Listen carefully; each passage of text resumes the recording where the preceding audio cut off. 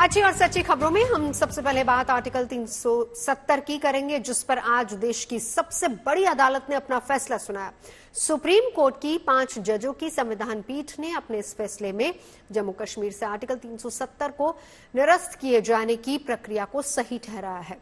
वहीं लद्दाख को केंद्र शासित प्रदेश बनाने के फैसले की वैधता को भी संवैधानिक पीठ ने बरकरार रखा है और इसके साथ ही सुप्रीम कोर्ट ने राज्य में 30 सितंबर 2024 तक विधानसभा चुनाव कराने की डेडलाइन तय कर दी है।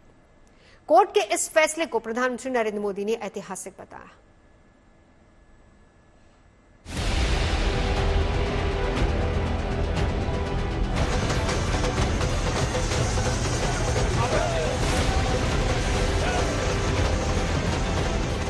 चार साल 4 महीने और 6 दिन बाद सुप्रीम कोर्ट ने जम्मू कश्मीर से आर्टिकल 370 हटाने के केंद्र सरकार के फैसले पर अपनी मोहर लगाई, तो जम्मू में डोगरा फ्रंट के कार्यकर्ता खुशी से झूम उठे।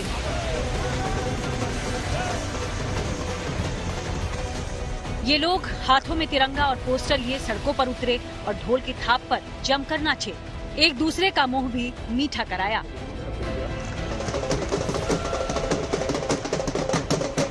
कोर्ट के इस फैसले पर खुशी जताते हुए डोगरा फ्रंट के लोगों ने अदालत का शुक्रिया अदा किया। सुप्रीम कोर्ट के ऐतिहासिक फैसले के बाद जम्मू में जश्न का माहौल शिवसेना और डोगरा फ्रंट से आप देख सकते हैं किस तरह से यहाँ पे ढोल नगाड़े बजाए जा रहे हैं। एक खुशी का माहौल, लड्डू, देसी घी के लड्डू है साथ ही साथ, और देखिए तिरंगा झंडा चाहे ऊपर हो चाहे ढोल पर हो। और हमारे साथ कुछ बात करने के लिए जश्न का माहौल। सुप्रीम कोर्ट के वर्डिक्ट के बाद ऐतिहासिक फैसला, वैलिडिटी करार दी गई है इस पूरे एब्रोगेशन ऑफ आर्टिकल 370 को। किस तरह से आप देखते हैं? सुप्रीम कोर्ट के जजेस जो हैं उनका बड़ा धन्यवाद है। उन्हें हिंदुस्तान की जनता को एक तोहफा दिया है और वो जो उग्रवादी आतंकवादी उनका सफाया करने में सुप्रीम कोर्ट का एक बहुत बड़ा अहम रोल है, इसलिए मैं उनका धन्यवाद करता हूं। 5 अगस्त 2019 को मोदी सरकार ने जम्मू कश्मीर से आर्टिकल 370 और धारा 35A को खत्म कर दिया था। साथ ही राज्य को 2 हिस्सों जम्मू कश्मीर और लद्दाख में बांटने के बाद दोनों को ही केंद्र शासित प्रदेश बना दिया था। केंद्र सरकार के इसी फैसले के बाद सुप्रीम कोर्ट में 23 याचिकाएं दाखिल की गई थी। 5 जजेस की बेंच ने सभी याचिकाओं की एक साथ सुनवाई की थी और 5 सितंबर को सुनवाई खत्म होने के बाद अदालत ने फैसला सुरक्षित रख लिया था। सुप्रीम कोर्ट ने सुनवाई के 96 दिन बाद सुनाए अपने फैसले में कहा कि आर्टिकल 370 को निरस्त करने के लिए जारी राष्ट्रपति के आदेश को वैध मानते हैं। साथ ही लद्दाख को केंद्र शासित प्रदेश बनाने के फैसले की वैधता को भी कोर्ट ने बरकरार रखा है। 5 जजेस की संविधान पीठ ने अपने इस फैसले में ये साफ किया कि राष्ट्रपति शासन के दौरान केंद्र की ओर से लिए गए हर फैसले को चुनौती नहीं दी जा सकती और जम्मू कश्मीर के पास देश के दूसरे राज्यों से अलग कोई आंतरिक संप्रभुता नहीं है। इतना ही नहीं, बेंच ने चुनाव आयोग को नए परिसीमन के आधार पर 30 सितंबर 2024 तक जम्मू कश्मीर में विधानसभा चुनाव कराने का आदेश भी दिया है। We have held that Article 370 is a temporary provision on a reading of the historical context in which it was included. Article 370 was introduced to serve 2 purposes. First, the transitional purpose to provide for an interim arrangement until the Constituent Assembly of the state was formed and could take a decision on the legislative competence of the Union on matters other than the ones stipulated in the instrument of accession and ratify the Constitution. And second, a temporary purpose, an interim arrangement in view of the special circumstances because of the war conditions in the state. Supreme court की संविधान पीठ ने ये फैसला सर्वसम्मति से लिया। हालांकि ये फैसला सिर्फ चीफ जस्टिस DY चंद्रचूड़ ने पढ़ा। कोर्ट ने अपने फैसले में साफ कर दिया है कि केंद्र सरकार की राष्ट्रपति शासन के दौरान राष्ट्रपति की शक्तियां, केंद्र सरकार की शक्तियां, उसको एक नए सिरे से परिभाषित और व्याख्यायित किया है सुप्रीम कोर्ट ने और ये कहा है कि राष्ट्रपति शासन के दौरान भी केंद्र सरकार उस राज्य से संबंधित कानून बना सकती है। पहले से अगर विशेष दर्जे जैसा 370 और 35 से है उसको निरस्त करने की शक्ति है। जो प्रावधान है, जो प्रक्रिया है, उसमें किसी तरह की कोई भूल, लापरवाही, चूक या प्रक्रिया का उल्लंघन नहीं हुआ है। कुल मिलाकर केंद्र सरकार को इसमें हरी झंडी दी गई है। अब ये नई चीज इसमें यह है कि सुप्रीम कोर्ट की संविधान पीठ ने अपने फैसले में डेडलाइन दे दी है सरकार को कि 30 सितंबर 2024 तक सरकार वहां चुनाव कराए। लंबी कानूनी लड़ाई लड़ने के बाद अदालत का फैसला अपने पक्ष में आने से इससे जुड़े पक्षकारों में एक अमित रैना ने इस फैसले पर खुशी जताई और कहा कि जम्मू कश्मीर के लोगों को आज 370 की बेड़ियों से आजादी मिल गई है। इस पूरे फैसले पर आप लोगों को लग रहा है कि जो सपना देखा था ख्वाब पूरा हुआ? हाँ जी, बिल्कुल, जो सपना देखा था ख्वाब पूरा हुआ। एक इमोशनल मोमेंट है हमारे लिए, बड़ा भावुक मोमेंट है, क्योंकि इस 370 के कारण हमने शायद अपना घर खवाया है। हम बेघर हुए हैं, 20,000 लोगों ने अपनी जान दी है, 8,000 सोल्जर्स की शहादत हुई है। तो आज जो सुप्रीम कोर्ट ने एक जजमेंट दी है जो 2019 को वैलिड ठहराती, एक वेलकम जजमेंट, और आज पूरा प्रदेश, जम्मू कश्मीर देश तो है ही, अब पूरा प्रदेश आज कहीं ना कहीं अपने आप को सच में आजाद समझ रहा है, क्योंकि 70 साल से हमें 370 की बेड़ियों में बांध रखा था। वहीं अदालत के इस फैसले पर प्रधानमंत्री मोदी ने भी खुशी जताते हुए सोशल मीडिया एक्स पर लिखे अपनी पोस्ट में फैसले को ऐतिहासिक बताया। उन्होंने लिखा, जम्मू कश्मीर और लद्दाख के लोगों को आश्वस्त करना चाहता हूं कि आपके सपनों को पूरा करने के लिए हमारी प्रतिबद्धता अटूट है। हम ये सुनिश्चित करने के लिए प्रतिबद्ध हैं कि प्रगति का लाभ न केवल आप तक पहुंचे, बल्कि इसका लाभ हमारे समाज के सबसे कमजोर और हाशिए पर रहने वाले वर्गों तक भी पहुंचे, जो अनुच्छेद 370 के कारण पीड़ित थे। दिल्ली से संजय शर्मा और जम्मू से कमलजीत संधू के साथ bureau report, good news today. आगे बढ़ते हैं और अब बात करेंगे प्रभु श्री राम की 22 जनवरी को अयोध्या के भव्य राम मंदिर के गर्भगृह में प्राण प्रतिष्ठा होने जा रही है। वहीं दूसरी तरफ प्रभु श्री राम से जुड़ी निशानियों को भी सहेजने का काम इन दिनों जोर शोर से किया जा रहा है। खासकर 14 वर्ष के वनवास के दौरान प्रभु श्री राम जिस मार्ग से होकर गुजरे और जहां रुके, उन सभी स्थानों का कायाकल्प तेजी से किया जा रहा है। बताया जा रहा है कि अयोध्या से लेकर चित्रकूट तक करीब 3000 करोड़ की लागत से राम वन गमन मार्ग बनाया जा रहा है।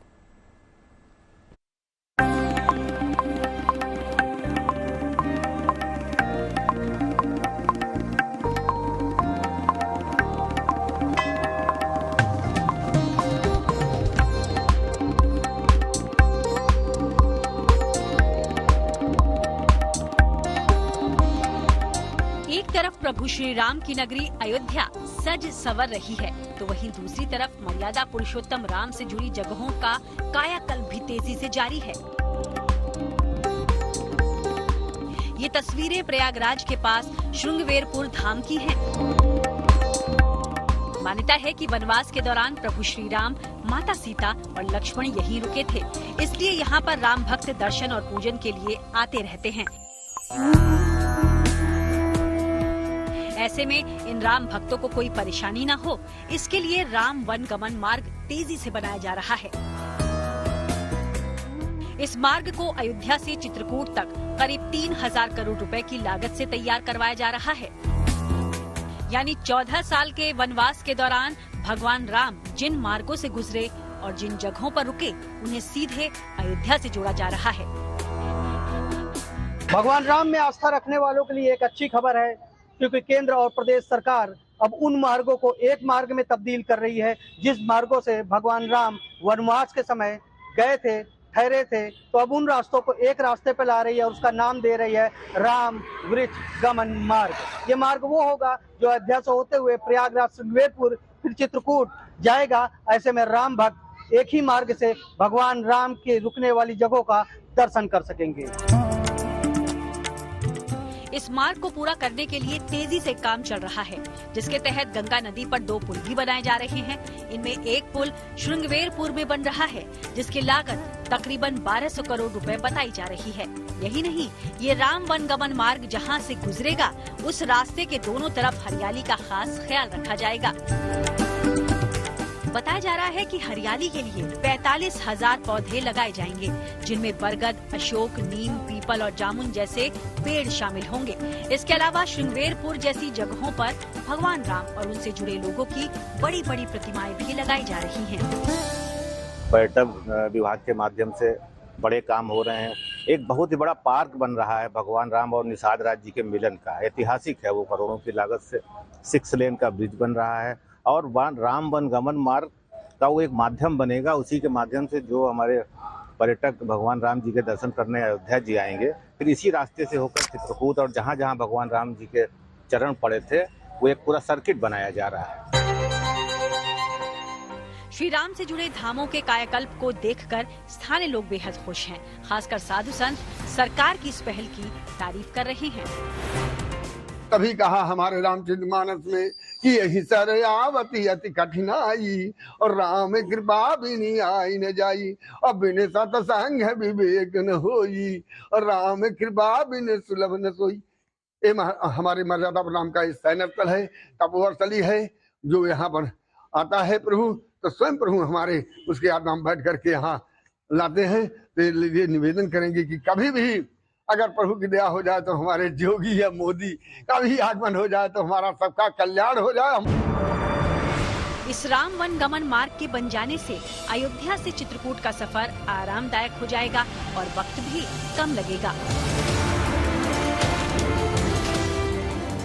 राम वन गमन मार्ग के निर्माण पर केंद्र और राज्य सरकार दोनों ही पूरा जोर दे रही हैं, जिसके चलते उम्मीद ये जताई जा रही है कि अलग अलग चरणों में चल रहे काम को दिसंबर 2024 तक पूरा कर लिया जाएगा। प्रयागराज से आनंद राज के साथ bureau report, good news today. और अब बात करते हैं अयोध्या में 165 एकड़ में बन रहे 40 मेगावाट के सोलर पार्क की, जिससे हर साल 70 मिलियन यूनिट से ज्यादा ग्रीन एनर्जी का उत्पादन होगा, जिसकी खपत के लिए शहर की सड़कों और दूसरी जगहों पर सोलर लाइट्स लगाई जा रही हैं। जाहिर है कि अयोध्या के नाम एक और मील का पत्थर जुड़ने जा रहा है। सूर्यवंशी भगवान राम का ये नगर अब सौर नगरी बनने जा रहा है। अयोध्या में अब घर घर सौर ऊर्जा पहुंचाने की तैयारी है। देखिए इस रिपोर्ट में।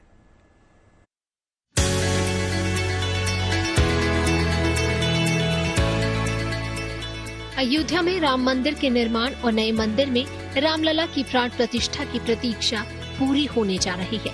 वहीं खास बात ये भी है कि अयोध्या नगरी पर सूर्य देवता की कृपा बनी रहे, इसके लिए भी तेजी से प्रयास चल रहे हैं। अयोध्या में राम मंदिर का निर्माण इस तरीके से किया गया है कि यहाँ का गर्भगृह सूर्य के प्रकाश से रोशन हो और सूर्य देवता की पहली किरण रामलला के मुखमंडल पर पड़े। क्योंकि भगवान राम सूर्यवंशी हैं, इसीलिए सूर्य देवता उनकी प्रतिमा को अवलोकित करें, इसके लिए खास व्यवस्था की गई है। तो साथ ही साथ रामलला की अयोध्या नगरी को भी सौर नगरी के रूप में विकसित करने की तैयारी है, ताकि बिजली के लिए अयोध्या को दूसरे सूत्रों पर निर्भर न रहना पड़े। अभी तक हम लोग जो 40 मेगावाट का प्लांट है उसका निर्माण कार्य शुरू हो गया है। साथ ही साथ हम लोगों ने लगभग 3.5 से 4 मेगावाट का सरकारी बिल्डिंगों एवं निजी जो बिल्डिंग हैं, चाहे घरेलू हैं या कनेक्शन हैं या फिर कमर्शियल बिल्डिंग हैं, वहाँ पे सोलर रूफटॉप लगाने का कार्य भी कर लिया है। साथ ही सोलर लाइट, सोलर ट्री, इन सबका भी कार्य तेजी से बढ़ रहा है। अयोध्या में 165 एकड़ में 40 मेगावाट का सोलर पार्क बनाया जा रहा है।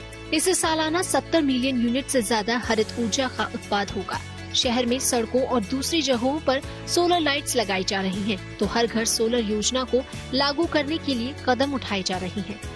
इसके अलावा सरयू नदी में सोलर बोट चलाने की भी तैयारी हो रही है।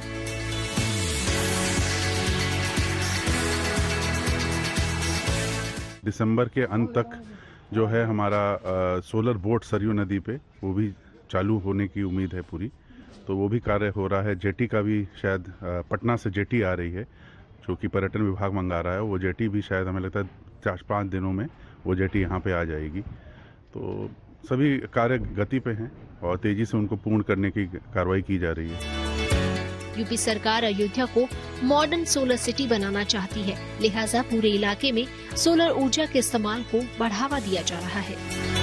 Bureau report, good news today. आगे बढ़ते बात बदलते मौसम के मिजाज की कर लेते हैं। दिल्ली एनसीआर में रहने वालों को ठंड का एहसास होने लगा है। सुबह शाम वॉक यानी टहलने वाले गर्म कपड़ों की ढाल में खुद को महफूज रखने की कोशिश कर रहे हैं। आज दिल्ली में इस सीजन की सबसे ज्यादा ठंडी वाली सुबह रही है। आज न्यूनतम तापमान 6.5 डिग्री दर्ज किया गया, जो कि सामान्य से 3 डिग्री कम है। आज सुबह कोहरा भी देखा गया, जो अच्छी धूप खिलने की वजह से दिन चढ़ते चढ़ते गायब हो गया। शनिवार को दिल्ली में न्यूनतम तापमान 8.5 डिग्री दर्ज किया गया था, जबकि रविवार दिन का तापमान 8.3 डिग्री सेल्सियस रिकॉर्ड किया गया। मौसम विभाग के पूर्वानुमान के मुताबिक 12 दिसंबर से 17 दिसंबर के बीच शहर का न्यूनतम तापमान 6 डिग्री सेल्सियस से लेकर 7 डिग्री सेल्सियस के बीच रहेगा और इसकी वजह पहाड़ों में हो रही बर्फबारी है, जिस वजह से उत्तर भारत में कड़ाके की ठंड की शुरुआत हो गई है। अब पतले स्वेटर की जगह लोग मोटे और गर्म कपड़ों का सहारा ले रहे हैं। दिल्ली से लेकर उत्तर प्रदेश, पंजाब, हरियाणा हर जगह पर तेज ठंडी हवाएं चलने लगी, जिस वजह से तापमान में गिरावट दर्ज की जा रही है।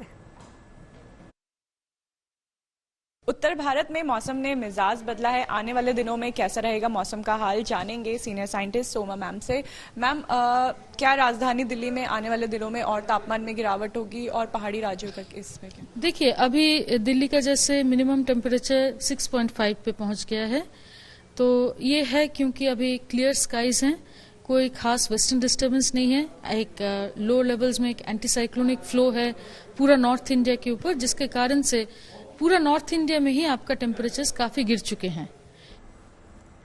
और दिल्ली एनसीआर में दिखने शुरू होने वाले हैं कोहरे के असर भी। अब आपकी गाड़ी की रफ्तार पर भी इसका असर पड़ेगा। सर्दियों में कोहरे की वजह से हादसे ना हो, इसके लिए यमुना प्राधिकरण की तरफ से वाहनों की रफ्तार कम कर दी गई है और यमुना एक्सप्रेस वे पर हल्के वाहनों की रफ्तार पहले 100 किलोमीटर प्रति घंटा हुआ करती थी, जिसको सर्दियों के कोहरे की वजह से अब 80 किलोमीटर प्रति घंटा कर दिया गया है। अगर हम इसी तरीके से भारी वाहनों की रफ्तार की बात करें, जो कि पहले 80 किलोमीटर हुआ करती थी, उसे कम करके अब 60 किलोमीटर प्रति घंटा तय कर दिया गया है। ठंड अभी पूरी तरीके से दिल्ली एनसीआर में पहुंची नहीं है, लेकिन इसका असर हाईवेज पर दिखना शुरू हो गया है। प्रशासन ने अब साफ कर दिया है कि हाईवेज पर लोगों को अपनी गाड़ी की स्पीड पर हल्की ब्रेक लगानी पड़ेगी। ये यमुना एक्सप्रेसवे है, यहीं से इसकी शुरुआत होती है। 0 पॉइंट पर हम मौजूद हैं और अब आप जब भी अगली बार यमुना एक्सप्रेसवे पर पहुंचेंगे तो आपको अपनी स्पीड में कटौती करनी होगी। ट्रैफिक डिपार्टमेंट ने ये साफ कर दिया है कि पहले जहां पर यमुना एक्सप्रेसवे पर हल्के वाहन 100 किलोमीटर प्रति घंटे की स्पीड से रफ्तार भर सकते थे, भारी वाहन 80 किलोमीटर प्रति घंटे की रफ्तार से स्पीड भरते थे, उनकी स्पीड को अब कम किया गया है। अब 15 दिसंबर से यमुना एक्सप्रेसवे पर अगर आप सफर करते हैं तो हल्के वाहनों को अब 75 किलोमीटर प्रति घंटे की रफ्तार से ज्यादा की रफ्तार नहीं भरनी होगी। खबरें सच्ची होनी चाहिए, अच्छी खुद ब खुद लगती हैं। Navjot Randhawa signing off. आप सुन रहे गुड न्यूज, देखते रहिए गुड न्यूज।